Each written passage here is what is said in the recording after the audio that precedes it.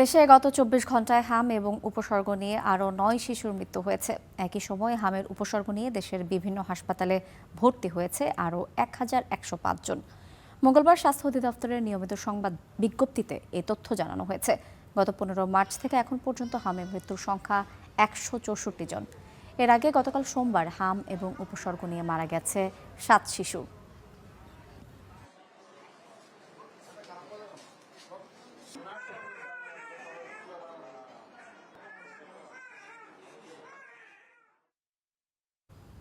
সারা দেশে বেড়েছে হামের প্রকোপ বাড়ায় মাত্র ৬টি বেড দিয়ে হামের চিকিৎসা শুরু হয়েছিল আজিমপুর মাতৃ সদন শিশু হাসপাতালে। সেখানকার বর্তমান পরিস্থিতি নিয়ে জানাতে সরাসরি যোগ দিচ্ছেন সহকর্মী হাবিবুর রহমান অভি। আমাদেরকে জানাবেন যে এই মুহূর্তে আসলে হাসপাতাল কর্তৃপক্ষ হামের প্রকোপ প্রতিরোধে বিশেষ নতুন কোনো ব্যবস্থা নিয়েছে কিনা এবং টিকাদান কর্মসূচি ঠিকঠাকভাবে চলছে কিনা।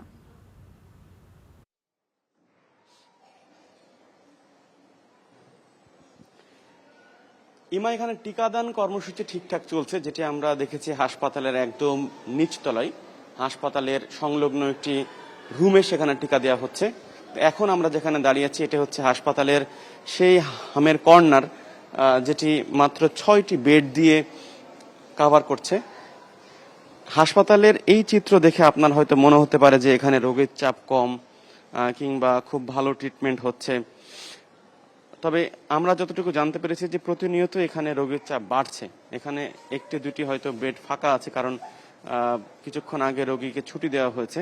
আর যেহেতু মাত্র ৬টি বেড, যারাই আসছে তাদেরকে পাঠিয়ে দেওয়া হচ্ছে অন্য হাসপাতালে, সংক্রামক ব্যাধি হাসপাতাল কিংবা মহাখালীর যে ডিএনসিসি করোনা ডেডিকেটেড হাসপাতাল আছে, যেটা হামের হাসপাতাল হিসেবে পরিচিত, সেখানে পাঠানো হচ্ছে।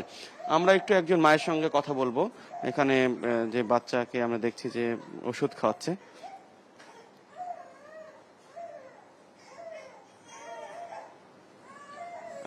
আপা, আপনার বেবির বয়স কত? 7 মাস। এগুলো হঠাৎ করে হয়ে গেছে। আমরা বাসায় ছিলাম, এর আগে আমরা ইয়েতে পড়তেছিলাম, কুমিল্লা মেডিকেলে ডি-ল্যাবে, ওইখানে ছিলাম। ওইখানে অন্য সমস্যা ছিল, তারপর বাসায় যাওয়ার পর হঠাৎ করে দেখি আবার এগুলো আসছে, হঠাৎ জ্বর আসছে, র্যাশগুলো উঠছে। আমরা দোয়া করি যেন দ্রুত আপনার বাচ্চা সুস্থ হয়ে উঠুক। তিনি এখন ভর্তি আছেন আজিমপুর মাতৃ সদন যে হাসপাতাল রয়েছে, সেখানে ৬টি বেডের একটিতে তিনি ভর্তি আছেন। তো এই হচ্ছে আজিমপুর মাতৃ সদন হাসপাতালের চিত্র। মোটা দাগে আসলে ডিএনসিসি করোনা ডেডিকেটেড হাসপাতাল, সংক্রামক ব্যাধি হাসপাতাল, শিশু হাসপাতাল বাদে প্রত্যেকটা হাসপাতালে এরকম ছোট ছোট কর্নার করা হয়েছে। তবে বড় পরিসরে কিন্তু সেই যে 3টি হাসপাতালের নাম বললাম, সেখানে মূলত ট্রিটমেন্ট দেওয়া হচ্ছে। আপনাকে অসংখ্য ধন্যবাদ। রাজশাহীতে ঊর্ধ্বমুখী হামের প্রকোপ, প্রতিদিনই নতুন নতুন রোগী ভর্তি হচ্ছে হাসপাতালে। বরগুনারও একই অবস্থা। সবশেষ পরিস্থিতি জানাতে রাজশাহী থেকে সরাসরি যুক্ত হচ্ছেন সহকর্মী জিয়াউল গনি সেলিম, আর বরগুনা থেকে যুক্ত হচ্ছেন সহকর্মী নুরুল আহাদ অনিক। প্রথমেই যাচ্ছি রাজশাহীতে সেলিমের কাছে। সেলিম, রাজশাহীতে গত ২৪ ঘন্টায় কতজন রোগী ভর্তি হয়েছেন, তাদের টিকা সেবা ঠিক মতো দেওয়া হচ্ছে কিনা সে সম্পর্কে জানাবেন।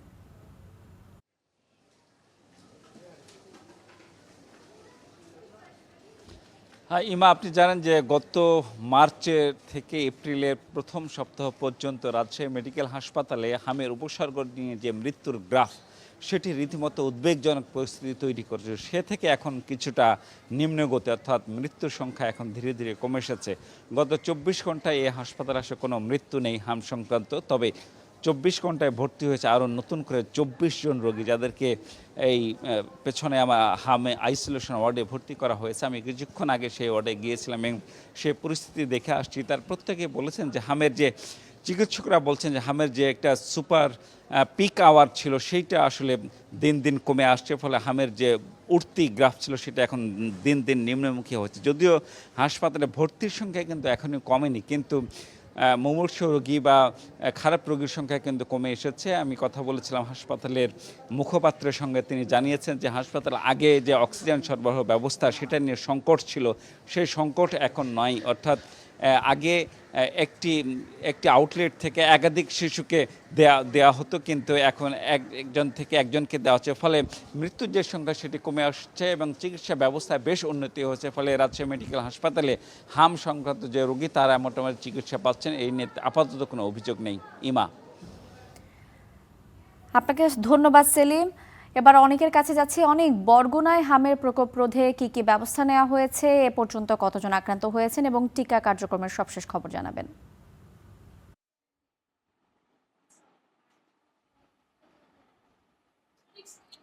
ইমা, আমি এই মুহূর্তে দাঁড়িয়ে রয়েছি বরগুনার যে ২৫০ শয্যা হাসপাতাল, সেই হাসপাতালের যে টিকা কেন্দ্র রয়েছে, সেই টিকা কেন্দ্রে আপনাদেরকে একটি বিষয় জানাতে চাই। বরগুনায় এখন পর্যন্ত কিন্তু লক্ষ্যমাত্রা টিকার যে লক্ষ্যমাত্রা নির্ধারণ করা হয়েছিল, সেটি কিন্তু ইতিমধ্যে ছাড়িয়ে গিয়েছে। আমরা সর্বশেষ যে তথ্য, সেই তথ্য অনুযায়ী জানতে পেরেছি বরগুনায় প্রায় ১৯,০০০ শিশুকে ইতিমধ্যেই ২১ দিনের ক্যাম্পেইনে ৮ দিনেই কিন্তু ১৯,০০০ শিশুকে টিকাদান করা হয়েছে। এটি একটি ভালো দিক লক্ষ্য বলছেন চিকিৎসকরা যে এই যত বেশি টিকার আওতায় শিশুদের নিয়ে আসা যাবে তত বেশি কিন্তু শিশুরা হামে কম আক্রান্ত হবেন। কিন্তু এটাই বলছিলেন বরগুনার যত চিকিৎসক আছেন তারা। আমরা যদি আপনাদেরকে ২৪ ঘন্টার একটি হিসাব জানি, বরগুনার সদর হাসপাতালে গত ২৪ ঘন্টায় ২৩ জন শিশু রোগী ভর্তি রয়েছেন, সন্দেহজনকভাবে ভর্তি হয়েছেন। এখন পর্যন্ত বরগুনা জেলার যে সদর উপজেলা আছে, এই উপজেলায় কিন্তু ৩৮ জন সন্দেহে ভর্তি হওয়ার পর কিন্তু ৩৮ জনের নিশ্চিত হওয়া গিয়েছে রোগটি। এবং আমি যদি বলি বরগুনায় কিন্তু মৃত্যু হার অনেকটাই কম। এখন পর্যন্ত বরগুনা জেলায় ৩ জনের মৃত্যুর খবর আমরা জানতে পেরেছি, যার মধ্যে সবাই কিন্তু বরগুনার বাইরে গিয়ে চিকিৎসা নিতে গিয়ে মৃত্যুবরণ করেছে। এর মধ্যে আরেকটি আশার বিষয় বলতে চাই, বরগুনায় এখন পর্যন্ত বরগুনার কোনো হাসপাতালেই এখন পর্যন্ত মৃত্যুর খবর আমরা কিন্তু জানতে পারিনি। এবং আপনাদের যদি বলি, আমরা কথা বলেছি বরগুনা জেলার সিভিল সার্জনের সাথে, তিনি আমাদেরকে জানিয়েছেন হাম প্রতিরোধে তারা কিন্তু সর্বাত্মকভাবে চেষ্টা করছেন এবং সব হাসপাতালেই প্রস্তুতি নেওয়া হয়েছে। এই ছিল বরগুনা থেকে আমার কাছে হাম নিয়ে সর্বশেষ। ইমা, অনেক, আপনাকে অসংখ্য ধন্যবাদ।